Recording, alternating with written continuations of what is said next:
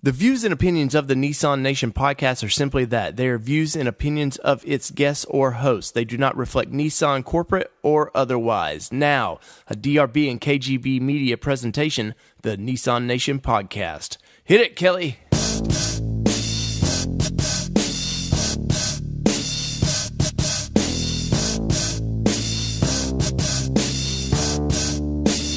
Recorded live, coast to coast, it's the Nissan Nation podcast. From camping, racing, and all points in between.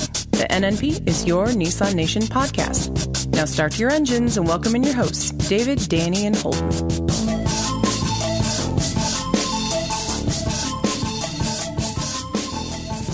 What is going on, Nissan Nation? From all things Nissan here in Middle Tennessee to wherever you're listening to us. This is your Nissan Nation podcast, and I'm your host, David Boyd. It's always good to talk to everybody, fill your ears with fun things about Nissan. We, as you can tell, there's no Holden and Danny on this. We tried to do this earlier and just it messed up, so sadly you're stuck with me right now. But when I say you're stuck with me in a good way. Tonight we have an interview that I did about a week ago with the senior manager of product planning for the Nissan truck and SUV line. He does the big stuff, and I know he has a hand in the little stuff, but we'll get to that in a little bit. Wanted to check in on all of our listeners and see how everybody's doing. We here in Middle Tennessee are fixing to have summer. Well, it's like a light switch. Summer's here, basically. We went from about 2 weeks of spring into summer. Hopefully it's cool and nice wherever you're listening. My friends down in Australia, I know you're jumping into winter, so I'm not sure in Melbourne and all those places what their actual winter consists of. If you guys are listening down there, let us know. Hit us up on our Facebook page, Nissan Nation Podcast. You can always send us an email at nissannationpodcast@gmail.com. If you ever have any questions or comments or want to give us your opinion of the show, we're glad to read it. And maybe we'll talk about it if you send us some. We are always happy to get feedback on what we do. I know sometimes it just sounds like we're just, it's just the Dave, Danny, and Holden show. But you guys are a big part of this, and you kind of steer the pirate ship as it were in the direction we go. We try to ask all the time on our Facebook pages that what do y'all want to talk about? And we have a few. There's a loyal few that kind of let us know. Every once in a while, I get private messages and stuff, and I appreciate it. I appreciate any feedback we get. If we can do something better, please let us know. In a nice way, please. in a constructive way. But so, like I said, tonight we've got an interview I did with Mr. Brent Hagan. He is the senior managing product and planning development for the Nissan Titan and Armada. And speaking of Armada, Nissan, we had a Expo WEST, as they call it, for you Overlanding guys. It's a big meetup where all the vendors and stuff, they start showcasing everything they're kind of doing for the year. You've got people like CVT Tents, who's big out there, showing their latest products. Just all kinds of stuff. And Danny actually got to spend some time out there. He was repping gosh, I can't remember the name of the company now. Should have wrote it down. But Danny was out there in full effect, and he got us some pictures of that new Nissan Armada Mountain Patrol. That thing is one pretty SUV. I'm not sure of all the choices on it, but let's just get right into it with some Nissan news. Hit it, Brez.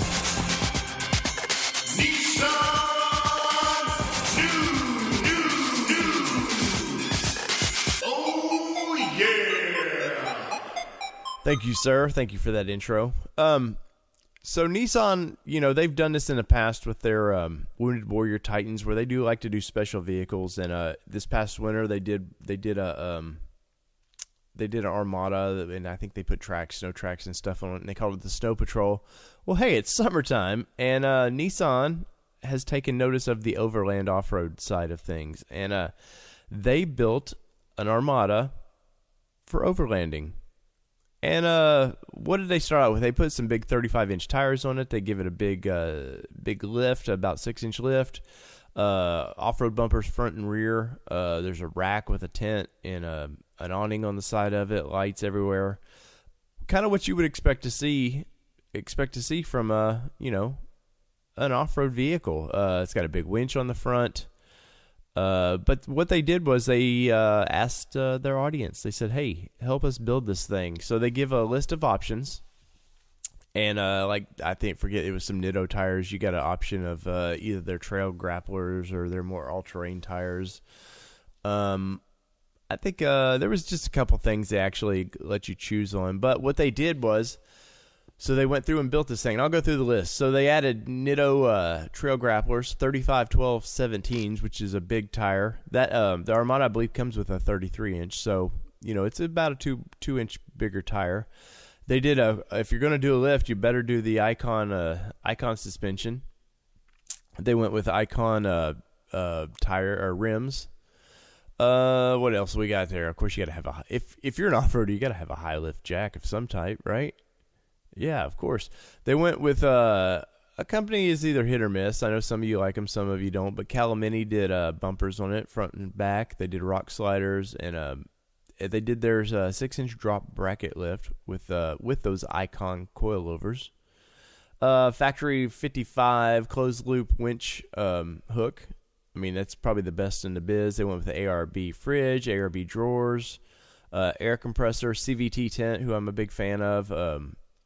Who else? Let's see. They did a custom wrap on this thing. I think this truck was actually the maroon color. And they went with this wrap. They did trees and stuff on the side. I know most of you've probably seen this thing, but they went with like an orange and tan wrap. And I've always been on the Xteras. A few years ago, they did what they call the atomic orange, and I was always a big fan of it. Nissan seems to every once in a while, they're not afraid to kind of go their own way with some colors, whether it be that kind of canary yellow they did on the Xteras. Or the atomic orange. They like to make a statement with color. So this, I really, really like this this color. Let's see, they've got some Pelican cases in there. What else they got? League navigation. What did I miss? Anything? Let's see, Baja Designs lights. So this thing is outfitted, ready to go. The only thing I would say it would probably need would be skid plates.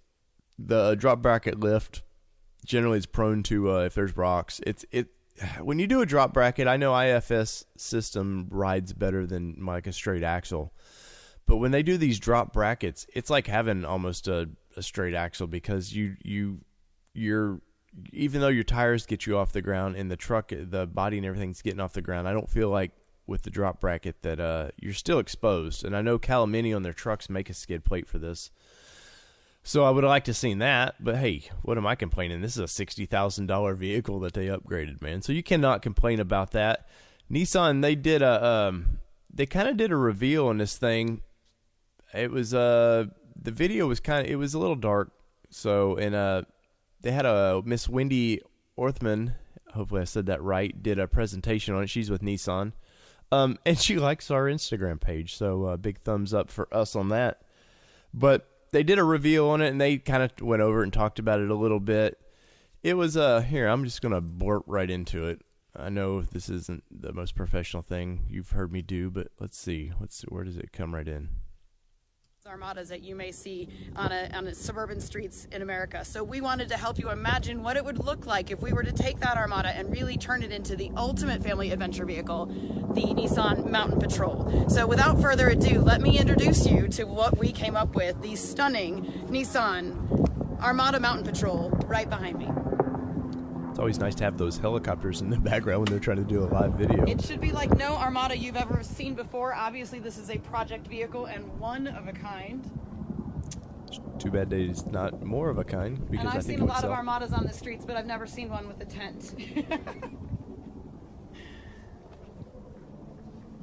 They're walking around it now. All right, so like tell us a little bit more Mystery about Science Theater how guys. this went from the suburban vehicle you may know into this amazing, badass off-road machine. I introduced you to the one and only David Page, who helped build it. So, David, tell us, how did you transform Armada into Mountain Patrol? Well, first of all, you told me that last year you needed something cool, so for the overlanding market, so we built Project Base Camp, and that was obviously met by a lot of enthusiasm. This year you said, let's take an Armada create this. And I was like, okay, why not? You know? So we had a couple of meetings, came up with a concept and a render, and then we decided, hey, we should probably talk to the fans. Let's do this unprofessional thing and skip through. Well, so we went from the wrap to the wheels, and we crowdsourced the wheels from Icon.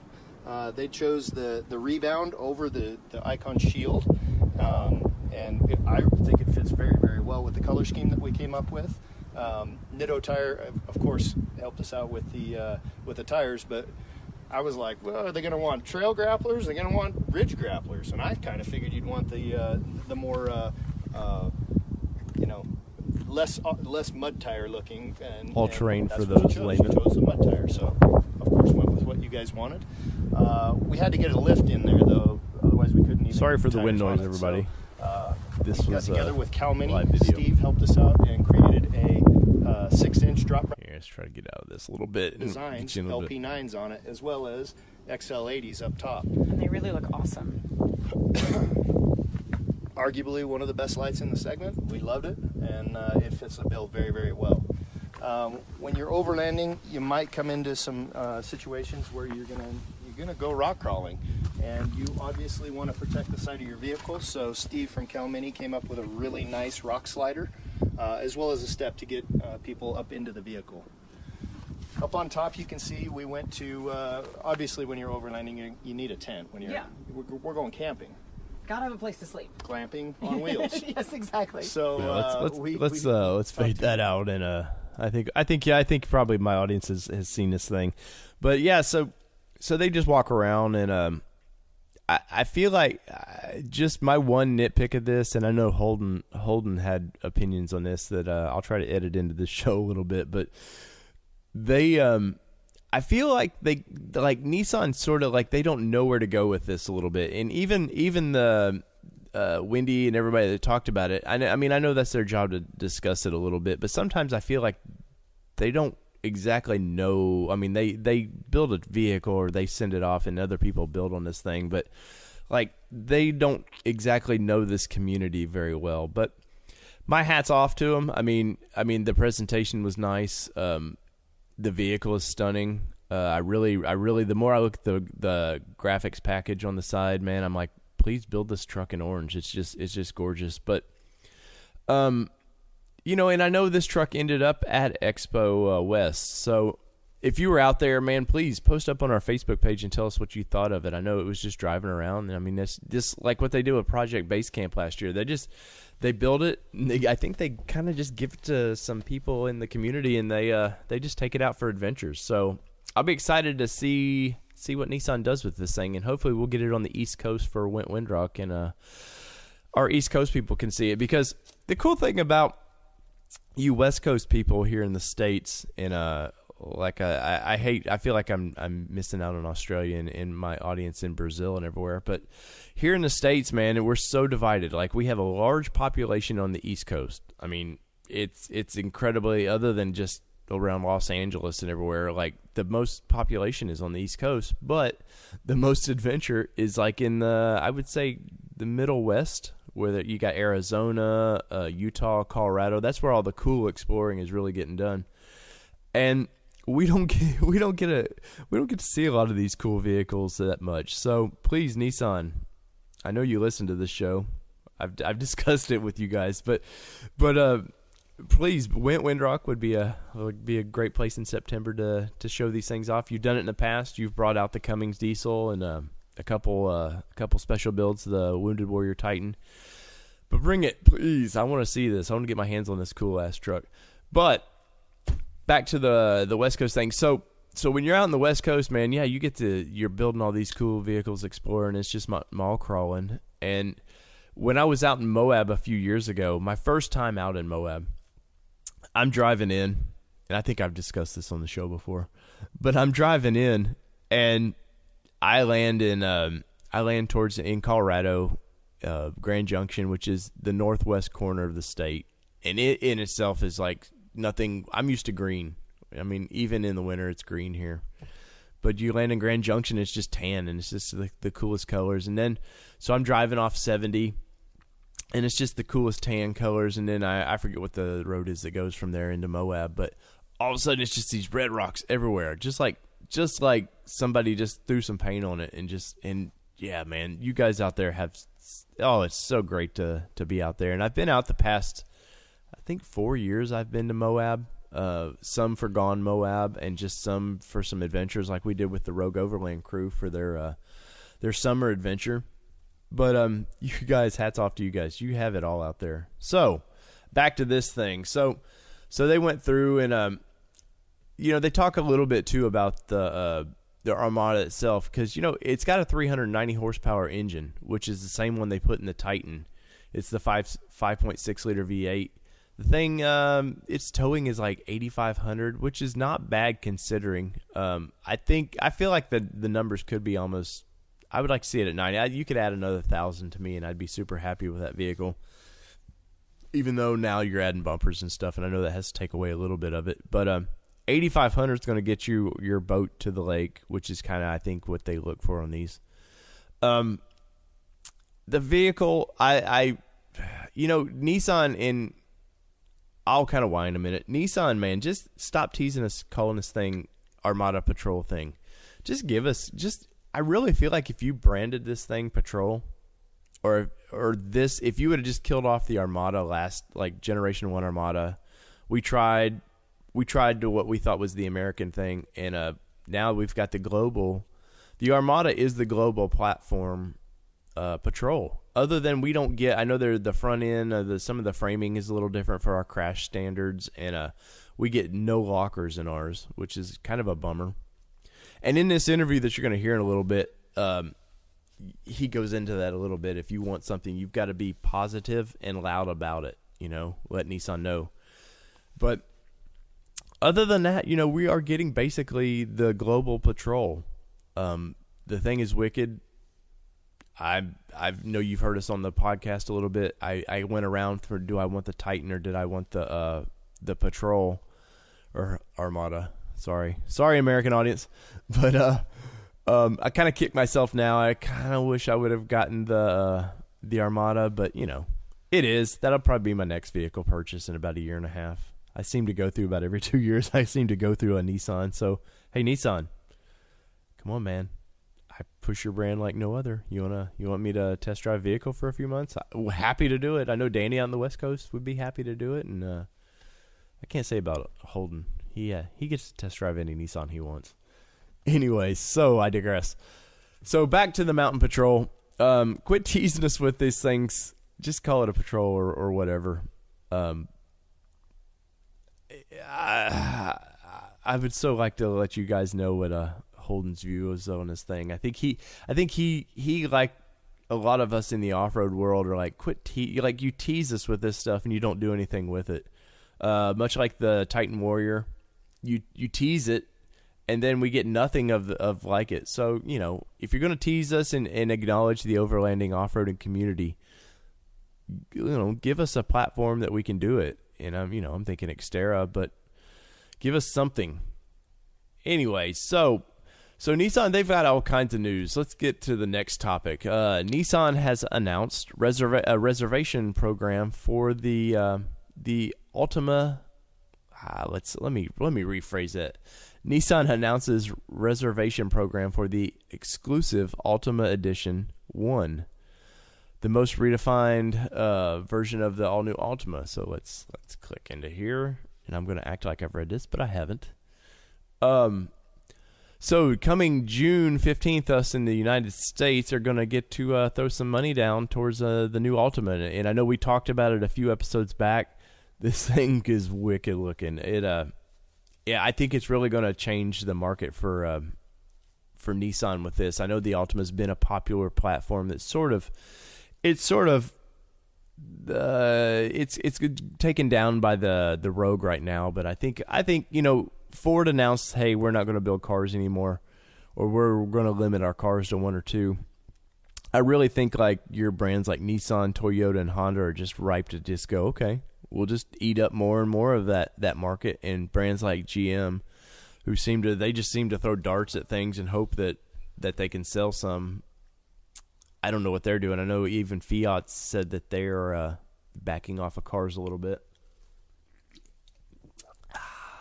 That is some good Diet Mountain Dew. Anyway, so some of the features of this car, it's going to have a 19-inch dark gray aluminum alloy rims. It's going to have a rear spoiler, exterior ground lighting, illuminated kick plates, Edition 1 badging on the floor mats. Let's see what else is there. It's going to have a 24/7 live assistance that looks like it's going to be able to. You can do dinner reservations, event ticket purchases, and stuff through your car, which I think you're going to. I mean, technology's here in these cars, whether we like it or whether us old school guys that are just like gas pedal engine go. These things are here to stay, and I think at some point your car is just going to be a lot like your home. It's just going to be your technology, the center. So when you're out, your car is your home of sorts, and it's going to act like it now. But they're excited about this. The new Altima One is designed for customers who want the best of the best and value exclusivity. That's a tongue twister. These guys. Let's see. The super premium gift should appeal to their people that love technology. Billy Hayes, Division Vice President, Nissan Regional Operations of North America, who I'm hoping to chat with over the next year. Remember that name, people, because that guy, I think he's gonna be head of Nissan North America one of these days. The guy is like his arrow is pointing up, man. He's pointed north and he keeps going. So, like we had talked about, there's, I think it was like really one engine for this car, and it's either going to be just the normal 4 or this turbo they're doing. I'm excited about it. I'm not going to go too deep into this thing. The Altima, I can't wait to see this. I don't think you're going to actually see the car till, let's see, probably August to November, somewhere in there is where they'll re-up their cars. They go and break in June, 1st of July, somewhere in there, and they retool, and then they're back for new models. So that'll be cool. What else do we got in Nissan news? They Easy Fill tire alert system. There's no. Who cares about that?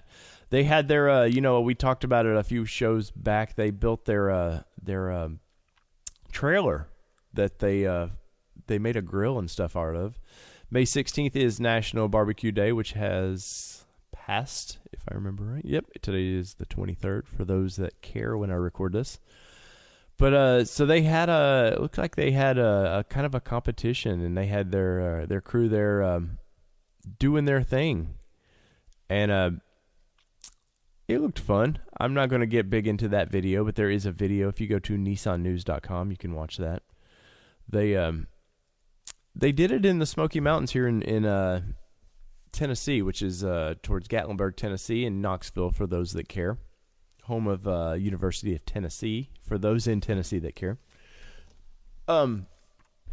They're doing all kinds of neat things. I mean, you look at that and it's the back of a Titan. They put some grills in it. This once again would be a cool thing to have at Went for us to grill on.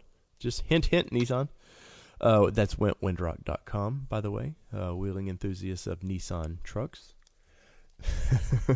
Sorry for all the shameless plugs, people. I gotta love my own event a little bit, right?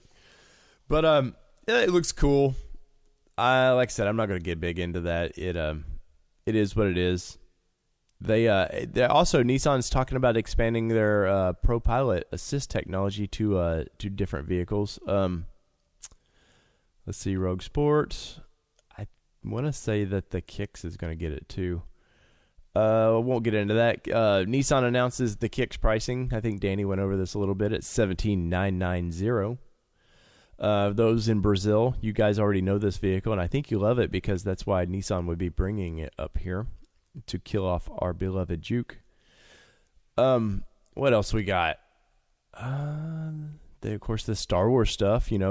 Solo. I think that happens this weekend. The Solo Star Wars story comes out, and of course, Nissan has a partnership with Star Wars, and they keep doing all these cool vehicles.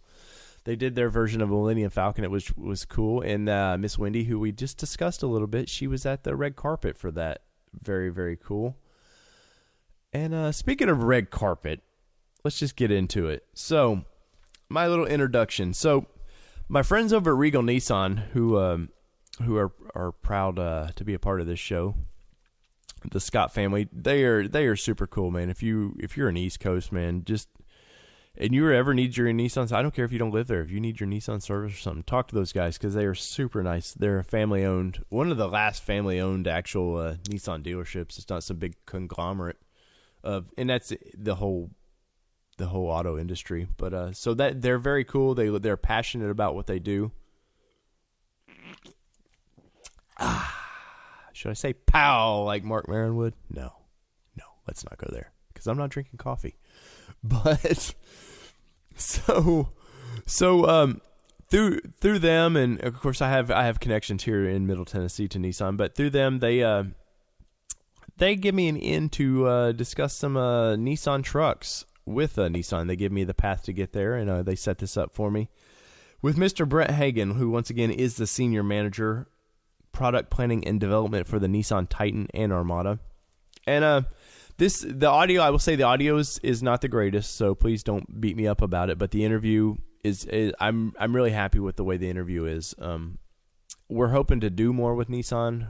We want, since I live here and I go over there every so often due to planning of my event or just my connections within the podcast area and Nissan itself. But I'm hoping to do more, and maybe the audio quality will be better next time. Mr. Hagan was, I think he just came off of vacation, so he was like literally heading in, and I get a phone call. The interview is supposed to be like 10 a.m., and I get a phone call going, hey, their media guy Steve was like, hey man, he's gonna be a little late. And I was like, oh no. He's like, can we push this back a little bit? And I said, sure. And I was like, well, what's up? And he's like, he got pulled over. So it's only fitting that a car guy doing a car interview goes to interview a guy that gets a ticket in his car. So if that wasn't a setup, let's get to the interview with Mr. Brent Hagan of Nissan North America.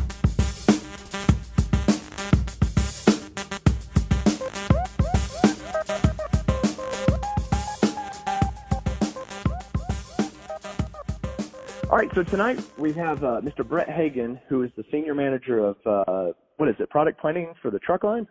That's exactly right. Trucks and SUV. Trucks and SUV. So can you give us a little background for our listeners that may not know exactly what that means? Sure. In product planning, what we're responsible for is being the voice of the customer inside the company. So everything that encompasses the customer interaction with the vehicle, the product, is really our responsibility. We are called product managers, but really our focus and our intention is to make sure that we build products that customers want and love.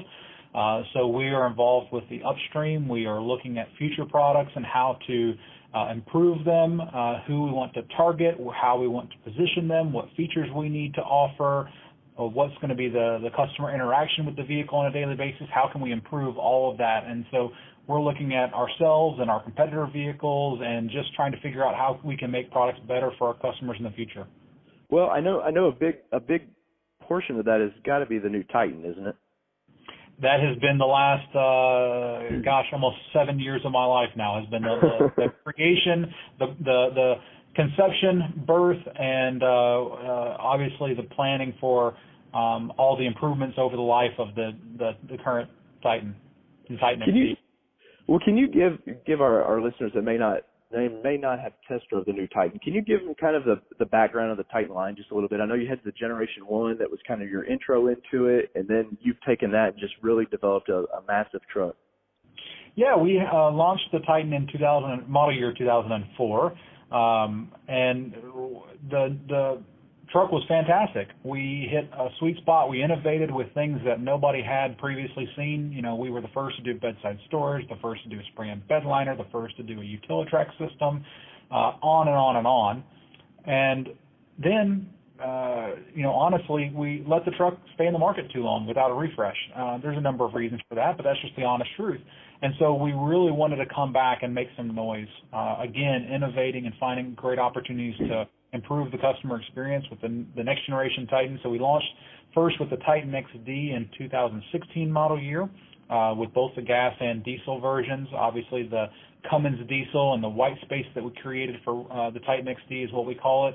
And the Titan XD is really positioned to be between a half-ton truck and a three-quarter-ton truck and deliver kind of the best of both worlds. Mm-hmm. Get that customer that says, I want the right tool for the job. I don't want to be over or under spec. And then in 2017, we brought the Titan back in, the true half-ton version, if you will, of the Titan with improved, stronger 390 horsepower, 5.6-liter endurance V8, and a lot of innovations with that as well. And we've filled out the lineup. We didn't previously have a single cab. We've brought that in.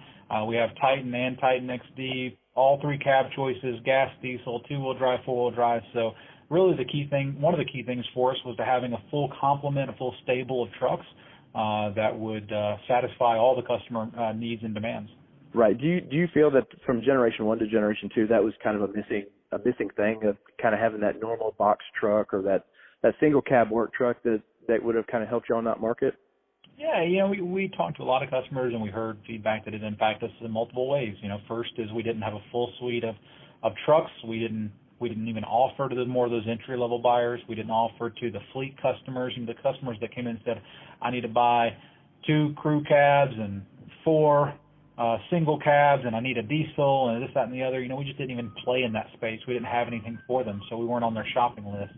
And then finally, there's a bit of credibility, right? When you put a big single cab truck and out on a construction site and people seeing it, using it and that kind of thing, they start to go, wow, if it works for those guys, it can work for me too. So there's kind of multiple pieces that we missed with the first generation on not having that full lineup. Right, and I think that's what many people, they kind of forget with Ford is Ford probably sells more trucks commercially than they do actual just daily driver trucks. I mean, that's a big chunk of their market. So anytime you can take a piece of their market, that's a big deal. Yeah, I mean, you look at their advertising. It's a lot about job site credibility. Every vehicle, even though that they'll show a Lariat or a Platinum or a King Ranch or something, they'll show it driving around the job site. So that credibility is a key piece. Right. Well, keeping with the Titan, I know last fall y'all talked about doing lift kits for the Titan, which was kind of something new, I think, for the full-size truck market, that a manufacturer is going to offer lift kits for their vehicles. Can you go into that a little bit? Sure. Yeah. Wheels, tires, and lift kits are the biggest things that customers will modify and change out on their vehicles for full-size pickup trucks specifically. So for us, it helps us sell trucks. It helps improve the customer experience, and we have the industry's best 5-year, 100,000-mile bumper-to-bumper warranty on the Titan. And a lot of people kind of get skittish about going and just buying aftermarket parts and having to cut and chop and all that kind of stuff on their vehicles when they've got a warranty like that. So we don't want it to be a hindrance for customizing their truck, because making your truck your own is a key part of truck ownership. And so having this lift with a brand like Icon that makes fantastic products, no cuttings required, bolting it up, it's a great product. Customers can put bigger wheels and tires and customize it and do what they want with it, and we're really excited to offer it, and the dealers have been really excited to have them on the showroom floors, because it adds a bit of spice to the look of the trucks that are either parked out front or on the dealership lot. Right. Well, is there a plan to go further with that? I know what the kits are just now starting to get to dealers. Is that right? And I know y'all done some little, like some bed rack, and are y'all going to do more for that? Or?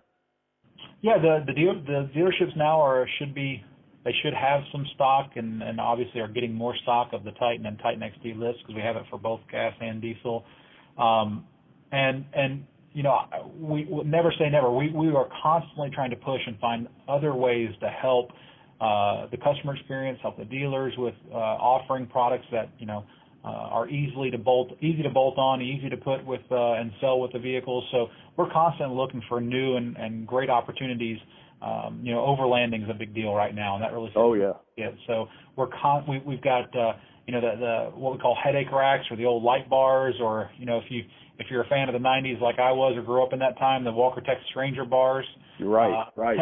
those are kind of coming back. We have some genuine accessories around that, and step rails and fender flares, and we're accessory wheels and accessory grills and LED fog lights and all of that jazz. So we're really trying to expand the lineup to make sure that customers can get those genuine parts that will work perfectly with their truck.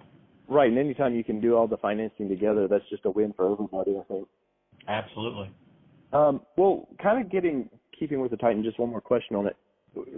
The Titan Warrior, I know that's I'm deep in most of these Nissan forums and stuff online. That's always if you ever want to get a conversation started, you just bring up that truck, and people seem to love that truck. What is there a future for something like that? Well, I can't really talk about future product, but we hear you loud and clear and understand the excitement and enthusiasm. That was one of my pet projects, and we love that truck as much as the customers do. We appreciate and are excited that everybody loves it so much. So yeah, I mean, that's as far as I can say. But we obviously we appreciate very much the feedback. We appreciate the enthusiasm and excitement about it, and constantly looking for ways to bring new and innovative and exciting products like that to market. Right. Well, and speaking of that, you guys just brought out some Armadas that you guys modified and been showcasing. Can you talk about a little bit about what you're doing with the new Armada? Sure. Another one of our pet projects, we just did a Armada Snow Patrol is what we called it. And, there's a little bit of fun there because it was built around snow and the Chicago Auto Show, so the fun there, the cold weather, but also around the heritage that a lot of the enthusiasts, a lot of people that listen to your podcast know very well about the heritage and the connection to the Nissan Patrol, the global patrol. But a lot of customers here in the U.S. don't realize that, don't know it. So they're going to have a little bit of play on words and having some fun there with it. But we had a blast building that truck, putting a lift on it. ProComp was fantastic. They provided the lift, and Smitty built winch and bumpers and step rails, and we just had a blast making the truck, and then obviously a lot of fun with it so far. And just to kind of give our customers a little bit of tease on what they can do with the Armada, just to kind of remind everybody that Armadas genuinely are credible, capable off-road vehicles. They're great platforms for off-roading or overlanding or just family adventures in general. But, kind of show what you can do when you dream big and go a little further to the extreme with it. Well, since you brought up the Patrol a little bit, I know the current Armada is sort of based on that platform. Is there any reason why that we don't get the full version, with the lockers and everything? Honestly, we constantly evaluate what the customer need is, and we try to fill that as much as possible. So the best thing I can say is if customers want the lockers and everything else, is show us the need, be loud about it, be proud. I mean, honestly, I think a lot of customers have the expectation that we as manufacturers aren't paying attention or don't listen, and that couldn't be further from the truth. I'm personally, and my team is on the forums and on the Facebook pages and the podcasts every single day without fail. And I read just about every post that's on there, and we use that. We can't, as a matter of course of working for a corporation, we can't come in there and jump in the conversation with you guys and talk about here's the things that are coming and, appreciate that feedback and give me more, but we listen to and we watch, and we use that internally as well. It's very valuable feedback for us. So if there's something you want, whether it be a Warrior or a Patrol or something else, the best thing I can do is give us ammunition as much as possible.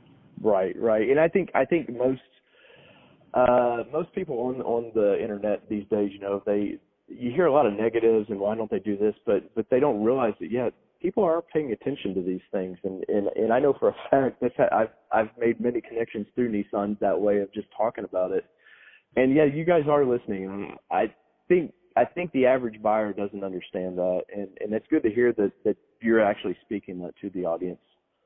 Yeah, I again, not to toot Nissan's horn in general, but we do care, and that's like you said, customers don't realize that people are listening or paying attention, and I've had several cases myself where we've experienced a customer said something and they didn't have a positive experience at a dealership, or they're kind of hit a wall with something, and I have personally taken a screenshot of it and send it along to people that we know internally to help kind of take care of that. Now, obviously, I can't send that person a private message or something like that. But to your point, we do care a lot, and we do pay attention. And the discussion about the vehicles, the passion and enthusiasm isn't lost on us. We appreciate it very much.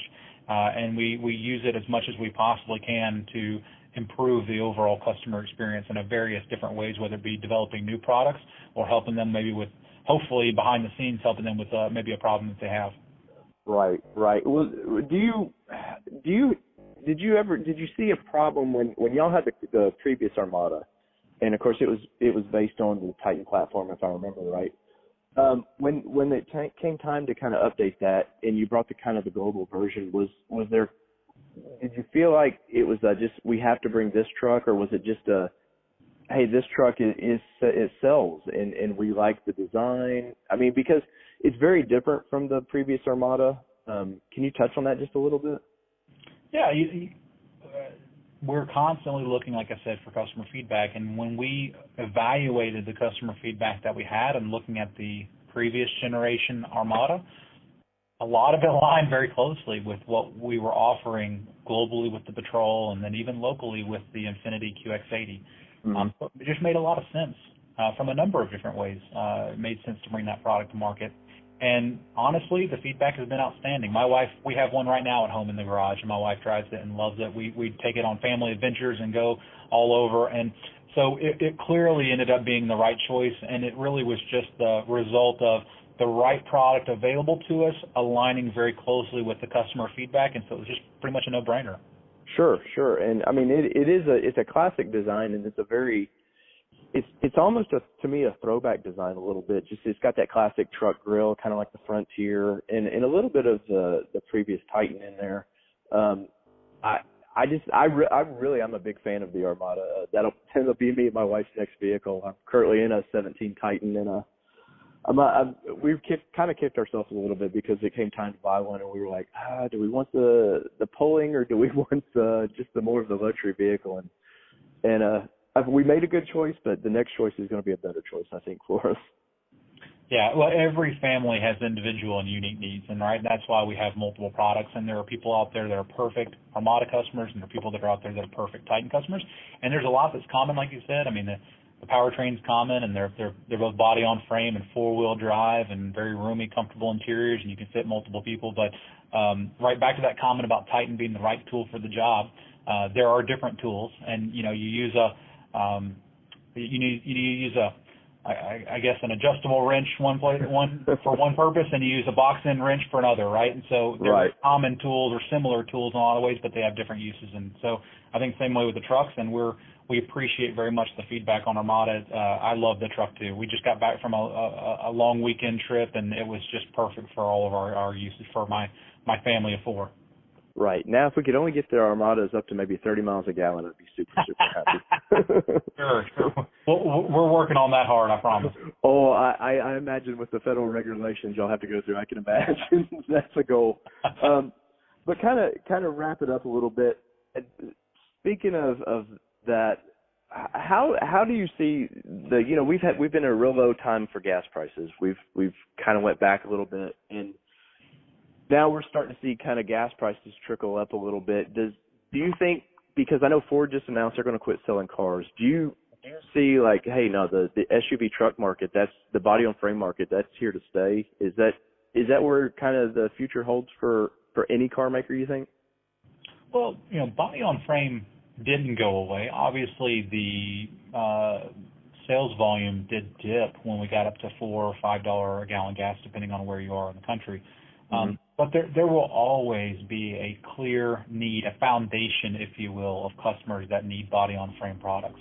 Obviously, when gas is $2 a gallon and people can afford it, then you get a lot of customers coming in that say, why not get the bigger vehicle, right? And when the gas prices creep up, those are the first customers that say, maybe I don't need that after all. But There will always be a foundation of customers that need the capability, the strength, the durability, the capacity of body on frame, whether it be SUV or truck. So we don't see that going anywhere. But as you mentioned, the challenge is on manufacturers to keep improving the efficiency, to safeguard against those fluctuations in energy costs, and also to improve the technology in the vehicle. I tell people all the time, full-size truck and full-size SUV for that matter as well is probably the most challenging, most competitive segment in the entire world. There's no other segment that has products that represent 90% of a company's profits like they do for some of our domestic competitors with their full-size pickup trucks. And right. And it requires constant dedication to improvement and refinement, and we're going to continue to see that in the marketplaces. So they're not going anywhere anytime soon. Right. Well, on that note, man, I want to say thank you for your time. We'd love to chat again sometime, and I know our audience is going to really like this, and I just appreciate it. I really do. Hey, anytime. Thanks very much for the opportunity to talk with you guys. And like I said, if there's something you guys want, we hear about manual transmissions and the rest all the time. Just be loud about it, make it be known that's what you want, and we use that data. So we appreciate the opportunity to get to talk to you today. All right. I appreciate it, Brent. Thank you. Thank you.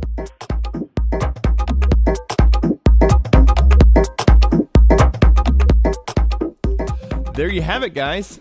My first official on the podcast interview with Nissan. I hope you enjoyed that. I mean, I was told, hey, they're not going to talk about future products, and it's the same thing I hear from those guys over there all the time. We can't discuss that, even though every once in a while I get some insider information. I still, and I told him after the interview, I was like, I had to ask that. And I have to ask about the Warrior and, kind of what your plans and knowing full well that they're going to be like, well, I don't know what you're talking about. Sorry, we can't talk about that. But, I know I think even Brent would have liked that interview. We could have went on a little longer. But I'm super happy to get to talk to him. Please let us know what you think. Like I said, I know the audio quality was bad, but I'm recording from it was literally a phone conversation. I'm hoping to do some in headquarters interviews over there one of these days, especially with what the news that I heard. The news I heard today. Some of my insider information was talking about the next generation Frontier, but you're just gonna have to wait for that one. All I gotta say is think W and what Nissan does with the letter W and where that can go. But Nissan took their dealers, probably the East Coast dealers, and kind of give them a preview of what's coming up. And that's all I can say. I don't know anything about drivetrain guys or anything in the powertrain or anything. So, but back to this. Please let us know what you thought of the interview. I'm always happy that if you ever have questions, post them up on our Facebook page. And if I ever get time to email back and forth with these guys or get another chance to do some interviews with them, I'm hoping to do some interviews with product planning and development for the mid-size vehicles, trucks. I also want to talk about. I want to talk the new Altima. I'm super excited by that. I want to do a test drive in that car. I can't wait. Once again, Nissan. I am media. Please invite me to your first drives. I would appreciate it. We're hoping to do some. I'm going down to the ATL and maybe next weekend.